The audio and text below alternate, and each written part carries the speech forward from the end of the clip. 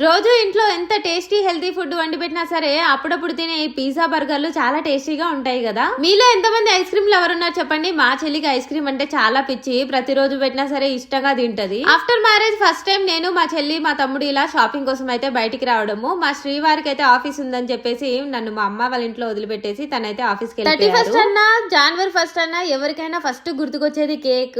Cake లేకుండా celebrations అనేవి start అవ్వవు నన్ను అడిగితే. సో మేమైతే ఫస్ట్ కేక్ కొనుక్కుందామని చెప్పేసి అయితే వచ్చాము. ఎందుకంటే ఇంకా ఆడవాళ్ళ షాపింగ్ అంటే రాత్రి 9 అవుతుందో 10 అవుతుందో కూడా తెలియదు కదా. ఆ కాన్ఫిడెన్స్ తో మా తమ్ముడు అయితే ఫస్ట్ కేక్ తీసుకుందాం మనం అని చెప్పి అన్నాడు. ఇక కేక్ తీసుకున్న తర్వాత మా తమ్ముడు నన్ను, మా చెల్లిని షాపింగ్ మాల్ దగ్గర అయితే ఆపేశాడు అనమాట. ఏరా నువ్వు రావా అంటే, మీరు వెళ్తే 3-4 గంటలు షాపింగ్ చేస్తూనే ఉంటారు, దాని బదులు నేను ఇంటికి వెళ్ళి రెస్ట్ తీసుకుంటా, అయిపోయిన తర్వాత కాల్ చేయమని చెప్పి అన్నాడు అనమాట. ఇంకా డ్రెస్సులు షాపింగ్ చేసేసిన తర్వాత మేమైతే చిన్న చిన్న యాక్సెసరీస్ కోసం అయితే వచ్చామన్నమాట.